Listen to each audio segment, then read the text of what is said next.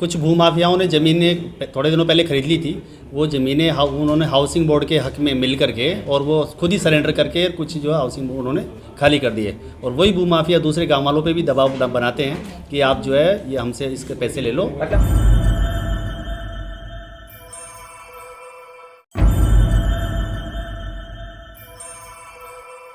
जयपुर शहर के मानसरोवर इलाके में वर्षों पुराने एक गांव की कथा कुंदनपुरा इंदिरा गांधी नगर जगतपुरा में बसा हुआ है। यह उस समय से बसा हुआ है जब शहर का नामो निशान इस गांव के आसपास नहीं था, लेकिन विकास धीरे धीरे बढ़ता रहा।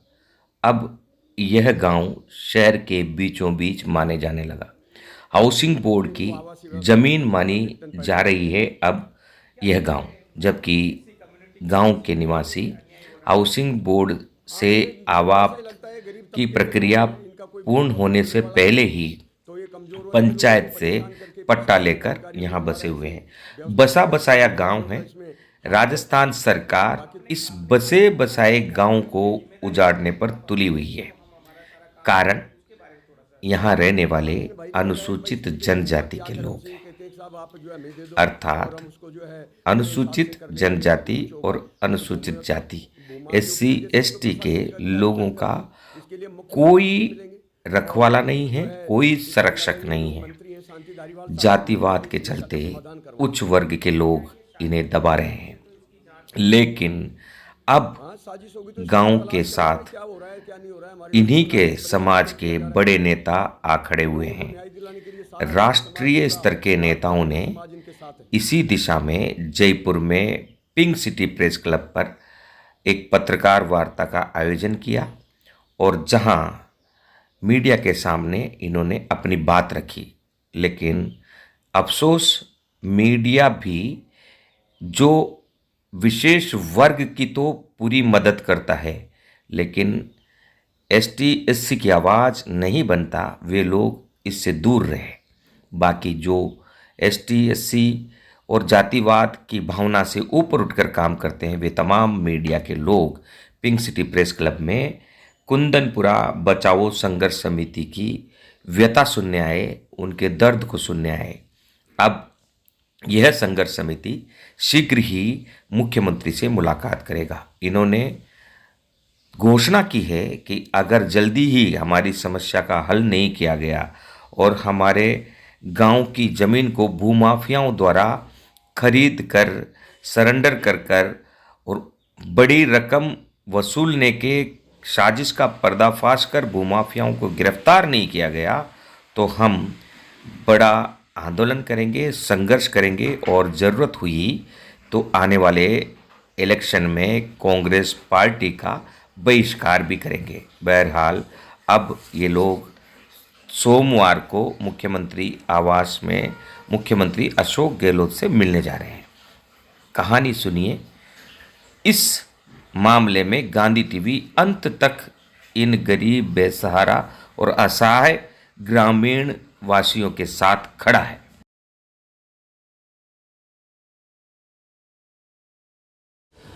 हम लोग कुंदनपुरा निवासी हैं। कुंदनपुरा में जो हाउसिंग बोर्ड रोड निकालना चाहता है और जो कुंदनपुरा को आवाप्त कर रखा है, उससे आवाप्ति से मुक्ति चाहते हैं। और रोड में जितनी ज़मीन हमारी जा रही है कुंदनपुरा वालों की, उसी ज़मीन के बदले उतनी ज़मीन हमारे को हाउसिंग बोर्ड में निःशुल्क दी जाए और जो हमारे टूट फूट मकानों का नुकसान हो रहा है उसके बदले में हमारे को मुआवजा दिया जाए और बाकी गाँव को आवाप्ति से मुक्त किया जाए। इसके लिए ज़मीन हर कितने लोग हैं? करीब 150 लोगों की 150 मकान जा रहे हैं और करीब 21,000 मीटर राजस्थान हाउसिंग आवासन मंडल ले रहा है उसको 200 फीट रोड में। आप सोमवार को मुख्यमंत्री से मिलने जा रहे हैं। अगर नहीं कुछ आपको वहाँ से रिलीफ नहीं मिला तो कितने दिन का अल्टीमेटम दे रहे हैं? हम 7 दिन का इनको दे रहे हैं कि 7 दिन में हमारी समस्या का समाधान करें और हमारे को जो है निःशुल्क ज़मीन के पट्टे दे करके वहाँ पे बसाया जाए हाउसिंग। उसके बाद आप आंदोलन करेंगे? फिर उसके बाद में अगर नहीं सुनाई होती है तो फिर आंदोलन भी करेंगे और कोर्ट का सहारा भी लेंगे। अगर आंदोलन में भी नहीं हुआ तो क्या आने वाले इलेक्शन में आप कांग्रेस का बहिष्कार करेंगे? हाँ बिल्कुल होगा। जब हमारी सुनवाई नहीं होगी तो फिर करना ही पड़ेगा। उसके अलावा हम और को ज़्यादा पूरा बोल दो अपनी तरफ। हाँ, तो इसके अलावा भाई सरकार, जिस सरकार ने हमें बसाया है वही सरकार अगर हमारे को उजाड़ने पे तुली हुई है तो बहिष्कार तो बनता ही बनता है। बहिष्कार करेंगे बिल्कुल।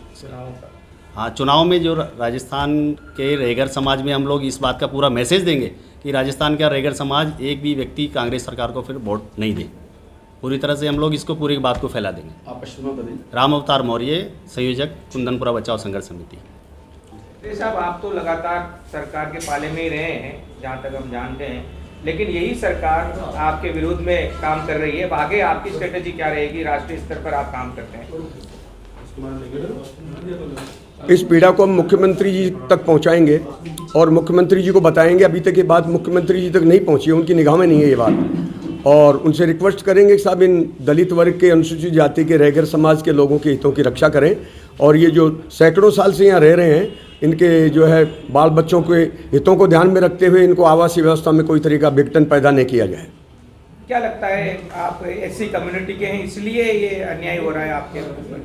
हाँ, ये मुझे तो ऐसा ही लगता है, गरीब तबके के लोग हैं, इनका कोई बोलने वाला नहीं है, तो ये कमज़ोर वर्ग के लोगों को परेशान करके प्रशासनिक अधिकारियों के द्वारा ऐसी व्यवस्था की जाती है। भूमाफियों का इसमें हाथ है।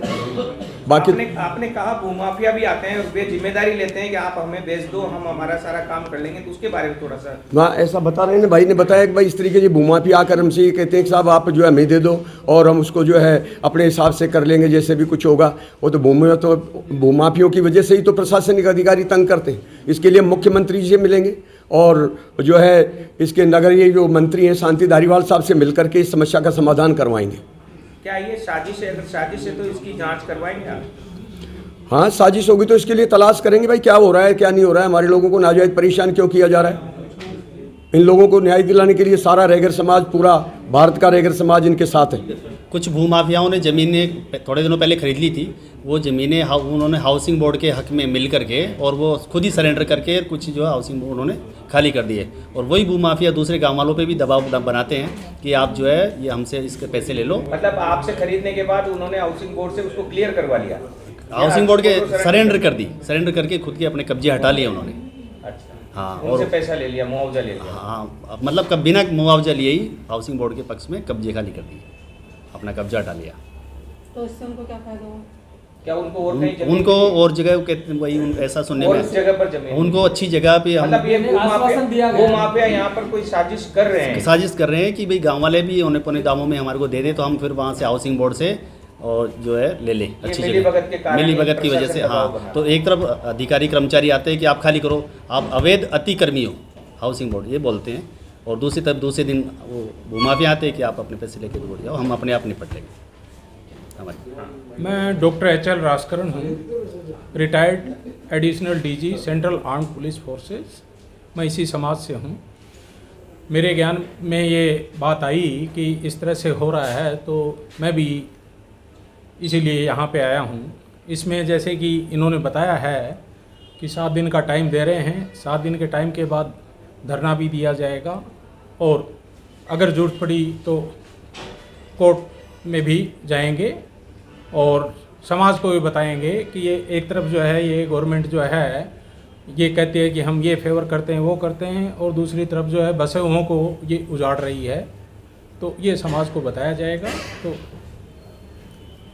जाहिर सी बात है समाज फिर जो है इस गवर्नमेंट को और आने वाले चुनाव में जो है क्या अपना जो है निर्णय लेती है। जाहिर सी बात हो फेवरेबल तो नहीं होगा।